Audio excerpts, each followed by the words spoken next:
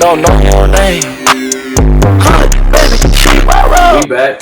For those that don't know me, I'm DJ Turner. And for those that have been tuned in, thank you for tuning in again. Today we got a special guest on our show today, man. We got one of our best friends, Tykeyze. It's good. What's good with y'all? B-Rev couldn't make it today, but the show must go on. Stop, Cal. I'm Brevin. What's up, y'all? Today we're going to talk about how different our show is going to be this year. We're going to be doing more of giving updates on different sports and the seasons they're having and the better teams and certain players and stuff like that, rather than doing interviews because, it's hard to get interviews sometimes and that's not as intriguing. So today we're going to talk a little bit about Shawnee Mission West football season this year and then the past couple years and how different it's been because that's our alma mater. And then we're going to talk about Kansas 6A state football playoffs. As B-Rev said, we're going to touch on points about the Shawnee Mission West football season.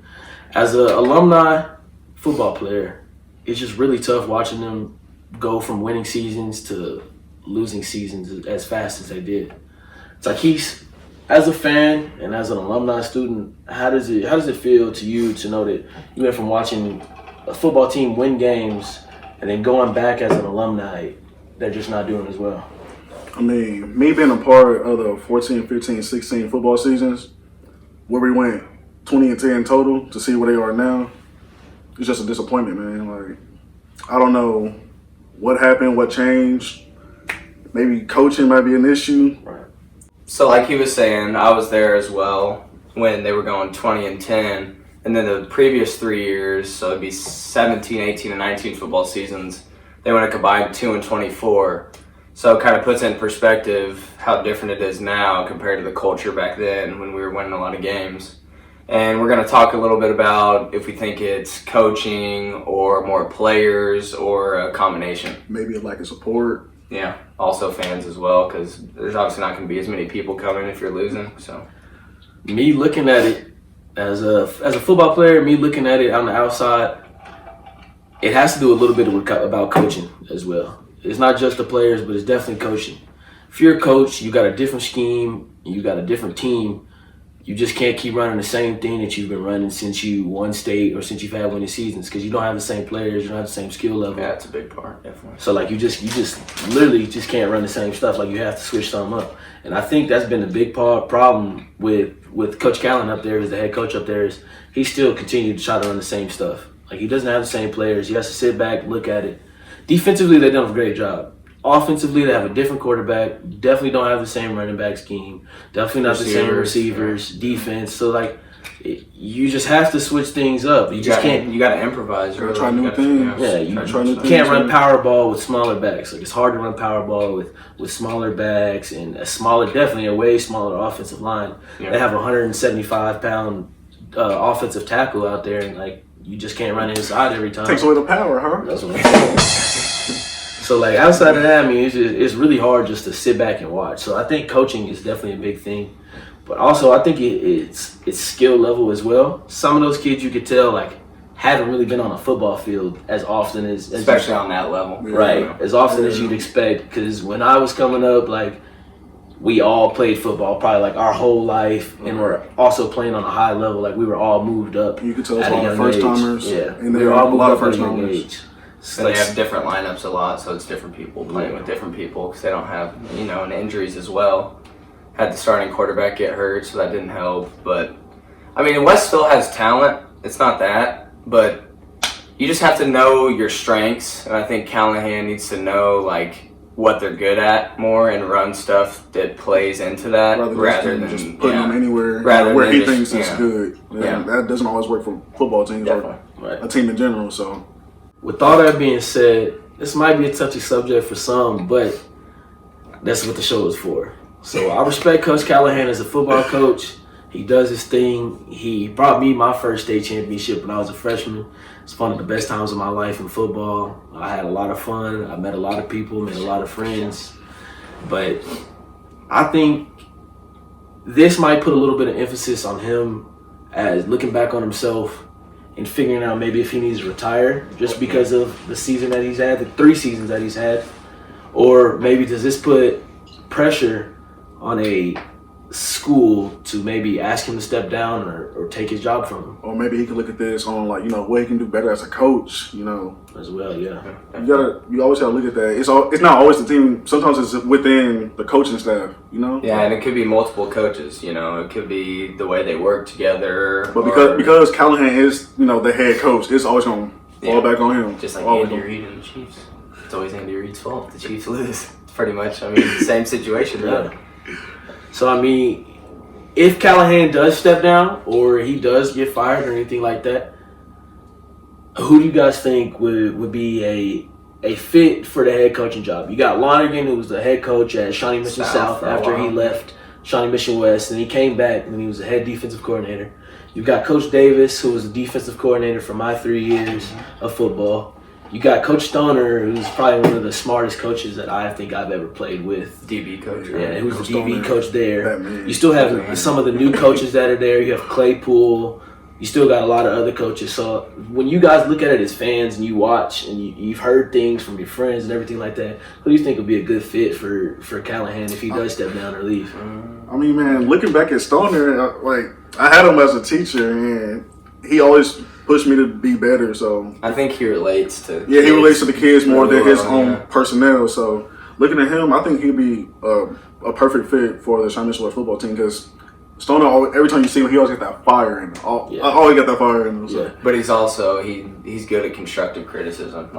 He knows when to tell people. Right. He always gonna tell you the truth about. Yeah. Always gonna tell you the truth. I think I would probably say Lonergan. Maybe because he was a pretty solid coach at Shawnee Mission South our early years. Yeah, it was a freshman sophomore year. And he was solid, and I think he's a fun guy. I've talked to him a few times. He's always fired up, and he's been in that situation before where he's been a head coach, and he's been a head coach before. Yeah. So I think maybe it would be a good fit, but you never know. Yeah, I think Lonergan is definitely probably one of the best fits. If not, it'd be a fight between Stoner and Coach Davis. I like Coach Davis.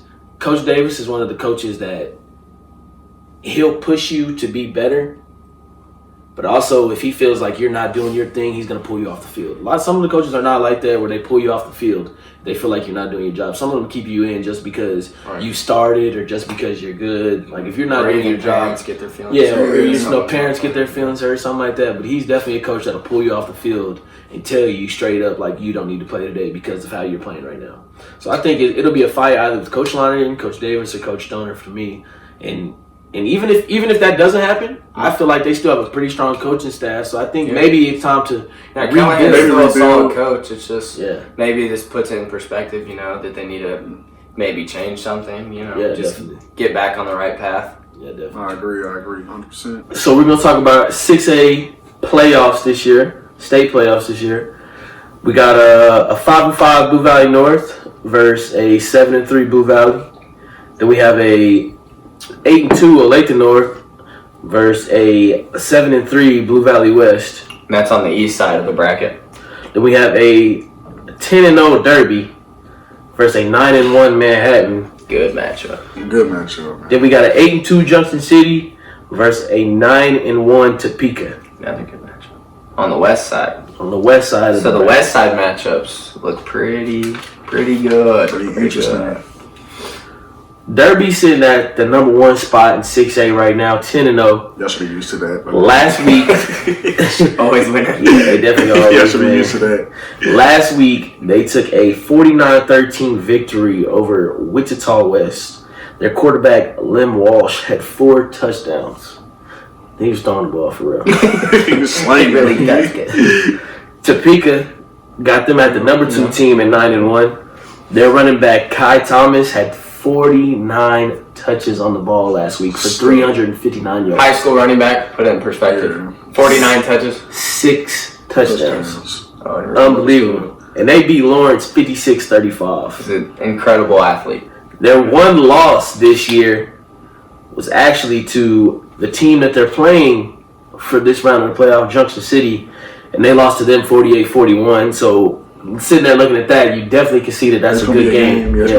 Might want to tune into that one. Yeah, it's gonna be a game. Then you got Blue Valley sitting at the number 3 spot, which I think is a little questionable, but they're 7-3 sitting at the number 3 spot.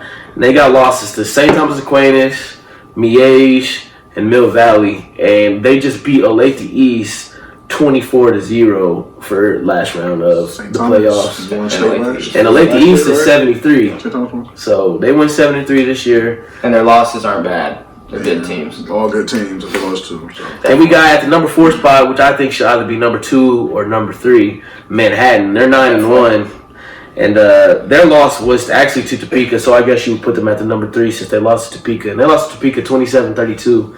And last week in the playoffs, they beat Free State 49-28. And in one drive last week, Manhattan had 15 rushes on the ball.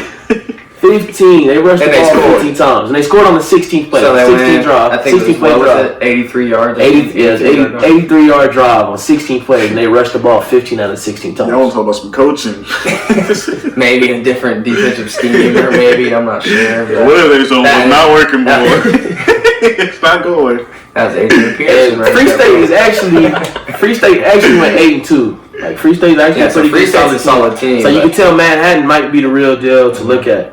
Then you got Olathe North sitting at the number 5 spot. They're 8-2, and they have a loss to Columbine, which I don't really know why they played them. It's kind of one of those games. Colorado team, Yeah, you can you know. schedule outside of your districts now. So they've been scheduling them since 2016, I think. I think that's when they first started. 2015 football season. That's when they first started scheduling them, and they lost to them 21-24 for the first game of the year.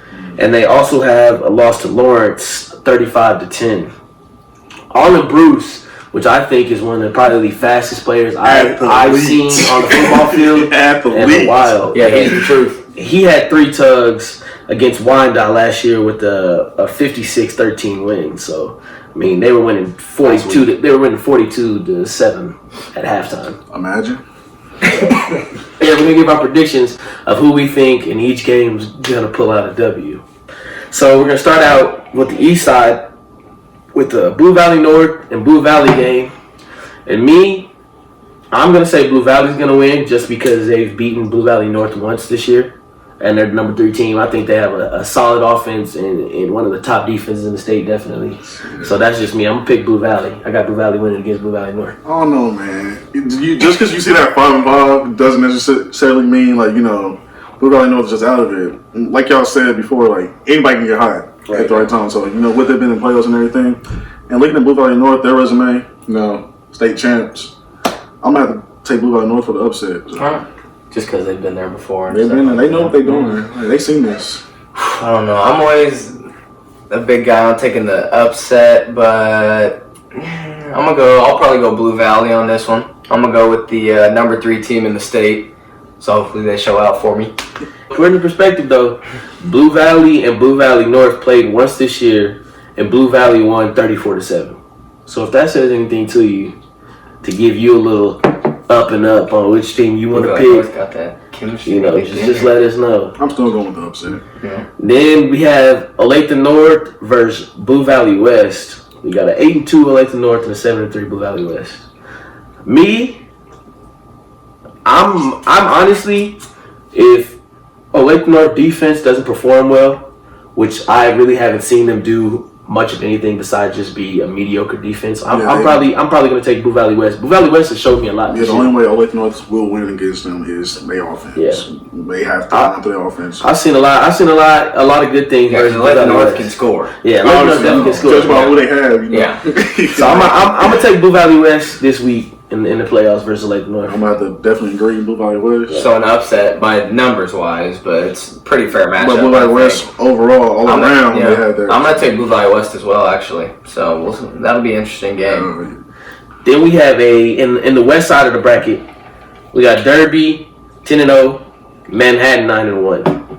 For These me, West matchups are tough. for me, I'm gonna take Derby. Derby knows what to do. Derby been there for probably the past They've 6-7 been there. years. They done seen it. They won 2 to 3 back-to-back, I'm pretty sure, in the 6A. They're either in the state game. They're either always in the state game or in sub-state. So I'm gonna go ahead and take Derby just because that coach, he's a real deal. He knows what he's doing. He knows how to coach his players and keep his players. Chemistry. Yeah, he's got the championship Keep his mindset. players in check. For What you think, sure. Ty? What you think we got? Hey man, I'm all about the upsets. So I don't know. I won't take Manhattan as much as I won't take Manhattan. I'm looking at Derby. Them been saying, their resume, where they been. I'm just have to stick with Derby, man. I gotta stay with Derby. Yeah. Be red. I think this is going to be a closer game than people think, honestly, because both teams have good records, but I think people will say Manhattan's lost a game and Derby's just dominated everyone. As well, because Manhattan's one loss to Topeka, right? So, yeah, Topeka, and they lost by 5, and Topeka's a solid team. Derby's gonna win. Go with the upset. Probably. Go with the I'm upset. gonna go with Manhattan just because they both took Derby, so stir it up a little bit. I'll go with Manhattan. Love it. Then next on the west side of the bracket, we got Junction City and Topeka. Junction City's 8-2. Topeka 9-1. Topeka's number 2 team in the state for City 6-8. already beat Topeka. And Junction City already beat Topeka once this year. So me, I'm gonna go with upset on this one. I'm not really a guy of the upset just because it really don't happen at all. Stats don't lie. I like the way Junction City moves the ball, and I'm really a fan of their defense. Their defense is really solid this year. They got a couple guys, but Topeka does have probably the number 1 running back in the state, Kai Thomas. Kai Thomas. So definitely not. I'm definitely gonna take Junction City though over Topeka this week. Yeah, I'm gonna have to disagree. I'm not going for none of that. I'm not going. Topeka, Kai Thomas, that's his team. Topeka's gonna take it all with that. All right. I'm gonna go. They say it's hard to beat a team twice, and Junction City already beat him this year, so I'm gonna go with Topeka. I think Kai Thomas is gonna keep him in it. I don't think he's gonna want to go home early. Like I said, that boy got a motor on him. Yeah, that type of talent. He had what was it last week when he had 49 touches? Yeah, 49 touches. That's absurd. So I'm gonna go Topeka as long as he stays healthy. Hopefully, throughout the game. I think Topeka's got this one.